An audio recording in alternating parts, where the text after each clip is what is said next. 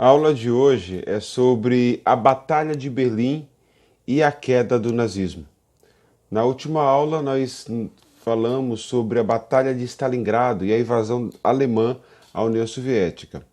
Há um historiador chamado Andrew Roberts, escritor do livro A Tempestade da Guerra. Neste livro, ele vai apontar uma série de arranjos cometidos pelos alemães que favoreceu, que levou à derrota alemã. Uma das ideias desse historiador é que, se não fosse nazista, talvez Hitler teria vencido. Mas nesta obra ele vai explicar alguns pormenores ali, e que Hitler não era louco como se achava, que em comparação a Stalin, Hitler não era violento, lógico, mas não tão violento quanto Stalin, que os comandados de Hitler, quando não obedeciam suas ordens, ao contrário de Stalin, tinha sua carreira militar toda desgastada, mas as vidas nem tanto, e Stalin era diferente. Toda a cúpula ali que era contra Stalin simplesmente desaparecia do mapa. Um dos apontamentos levantados pelo historiador Andrew Roberts é que quando os alemães invadem a União Soviética e buscam ali a região do Cáucaso, uma região rica em petróleo, em minérios, que se os alemães tivessem contornado Stalingrado e alcançado essa região pelo lado sul do Cáucaso, teria aí lançado mão das riquezas, das jazidas de petróleo, dos minérios da União Soviética, prejudicando totalmente a União Soviética. Mas não foi isso que aconteceu. O que aconteceu foi que Hitler tentou ali ocupar Stalingrado, Leningrado, teve a Batalha de Moscou também. Quem tiver interesse, está em PDF esse livro, A Batalha de Moscou. É uma grande guerra, mas muito ignorada pelos historiadores, que se preocupam mais com Stalingrado. Na invasão alemã à União Soviética, você observa que a Alemanha ela perde, né? Ela é derrotada pela União Soviética. Outro erro aí apontado pelo historiador Andrew Roberts, de que numa estratégia de guerra há momentos de recuo, há momentos de retroceder para depois avançar, e Hitler tinha ordenado às suas tropas que não deveriam se render. Então, acontece que na União Soviética, frio intenso, as armas congeladas, os soldados ali não estavam preparados para o frio, sem contar as mortes, milhares de mortes. Os alemães não tinham mais condições de enfrentar os russos, os soviéticos, em seu território. Outro erro também que alguns costumam dizer é chamar russos, né? Apesar que a Alemanha ocupou o território da União Soviética, lutou contra os soviéticos, o termo correto é soviéticos e não só russos. Por quê? Porque neste período aí é a União Soviética, União das Repúblicas Socialistas Soviéticas. Então havia soldados que eram da Bielorrússia, da Ucrânia, da Lituânia, não exclusivamente da Rússia. Acontece com a derrota da Alemanha, o que parecia estar favorável aos alemães, a coisa virou ao contrário. Os alemães foram mortos, os que não morreram foram expulsos pelo Exército Vermelho da União Soviética.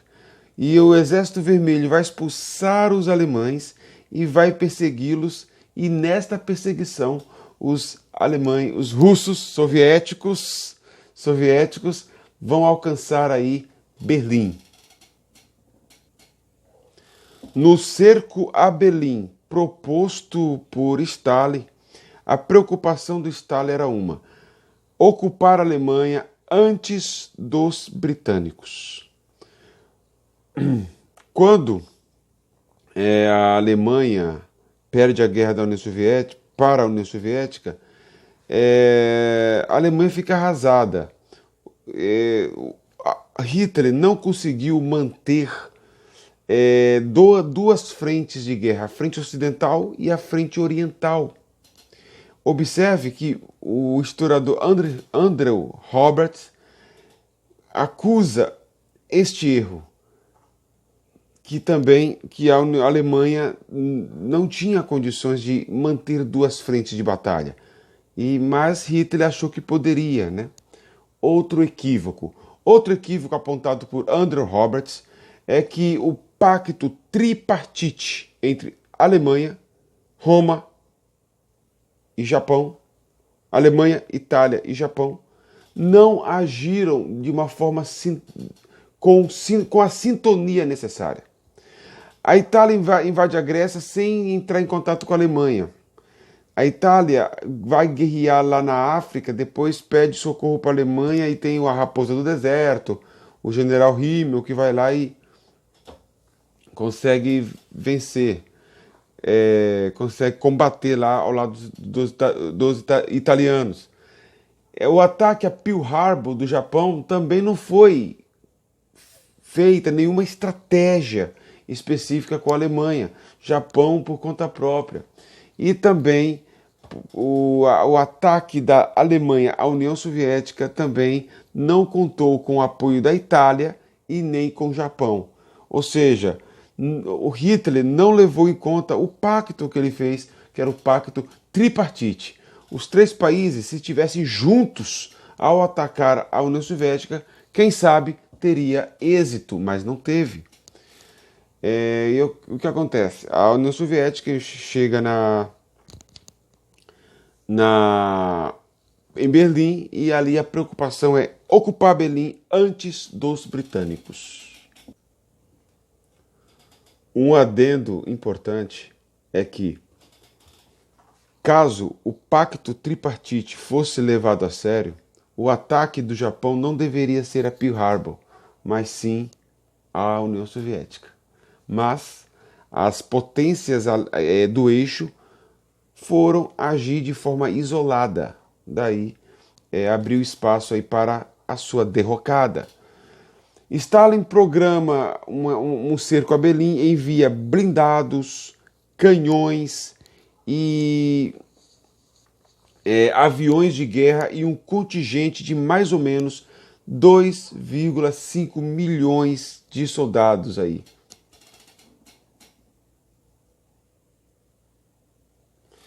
Como podem verificar nessas poucas imagens que estão a seguir.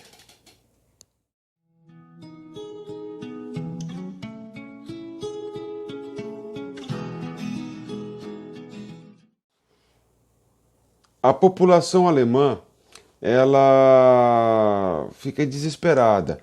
Parte da população foge da Alemanha, outra parte vai ficar escondida nos escombros, vai estocar alimento, água para poder sobreviver. E o exército alemão teve muitas baixas. Chegou o momento que faltava material humano. E o que Hitler e o comando de guerra alemão fez? Começou a recrutar jovens de 13 a 18 anos, crianças, juvenis, para empunhar armas aí para defender a Alemanha. O comando de guerra resgatou os idosos acima de 60 anos, que já não estavam mais em combate, para poder aí lutar bravamente contra os comunistas. Mas a União Soviética lança um bombardeio sobre uma cidade chamada Silov.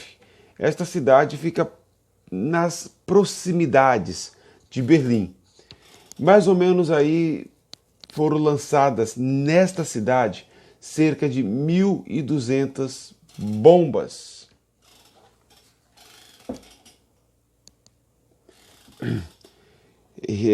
O ataque oficial a Berlim aconteceu no dia 25 de abril de 1945.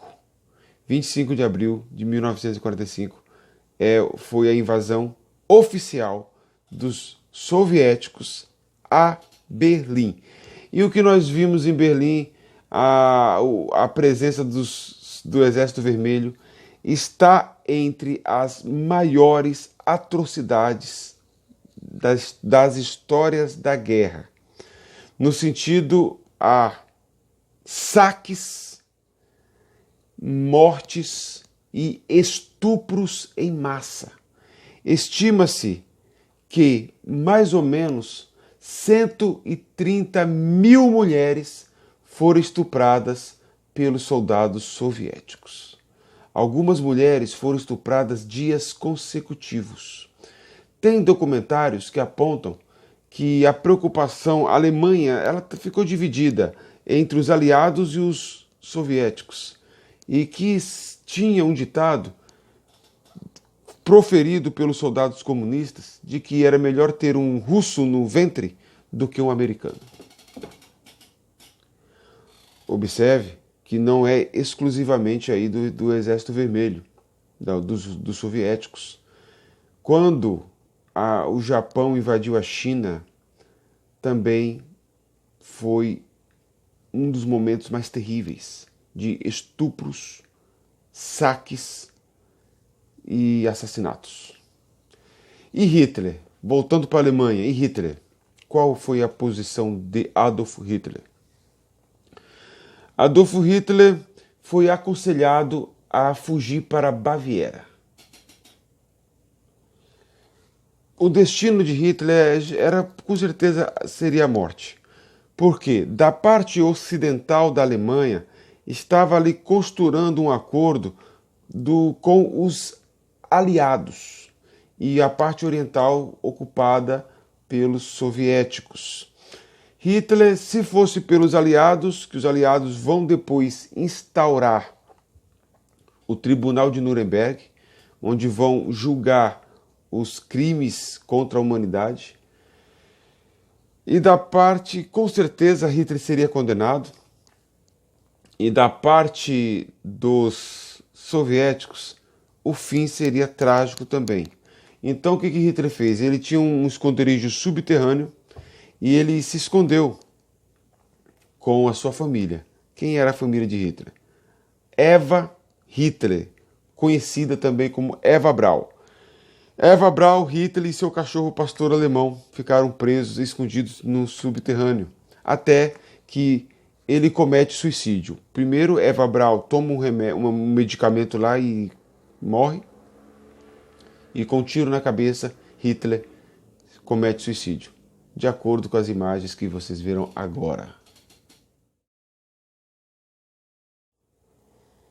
Então, nós temos que, quando Hitler morre, foi delegado o poder para um cidadão chamado um almirante, na verdade. O cargo dele era almirante. Karl Donitz. Nome difícil. D-O-N-I-T-Z. Donitz. Eu vou pronunciar Karl Donitz. Que 2 de maio de 1945 ele negocia a rendição para os russos, a parte oriental da Alemanha. E a parte ocidental foi feita a rendição aí no dia 7 de maio de 1945. E daí, 7 de maio de 1945, rendição da Alemanha para os aliados, o lado dos aliados. E o lado dos soviéticos foi 2 de maio. Não, 5 dias antes. 2 de maio para os soviéticos, Alemanha Oriental. 7 de maio, Alemanha Ocidental fica aí sob a tutela diplomática aí dos aliados. E assim acaba a Segunda Guerra Mundial na Europa. Mas ainda tem alguma coisa que vai acontecer ainda. Acontece que, do jeito que a guerra terminou, ficou a sensação de que os comunistas tinham vencido a guerra. Mesmo os comunistas sendo aliados da Inglaterra, dos Estados Unidos, recebendo suprimentos dos aliados para combater o nazismo, ficou a sensação de que o trunfo da Segunda Guerra Mundial era dos comunistas. E isso era algo muito complicado.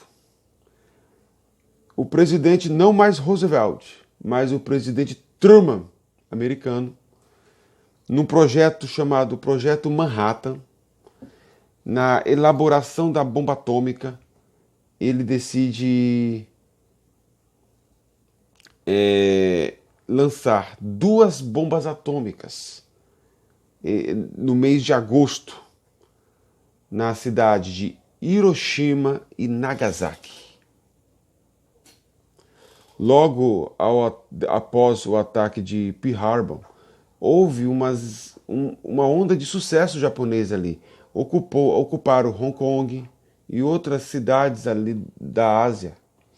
Mas depois da Batalha de Midway, os americanos viraram o jogo. E a partir de então, os japoneses começaram só a enfraquecer. Os japoneses, eles precisavam de recursos, minérios, petróleo. E essas fontes começaram a se esgotar. E os Estados Unidos começam a atacar o Japão até bombardear a capital do Japão, que é Tóquio.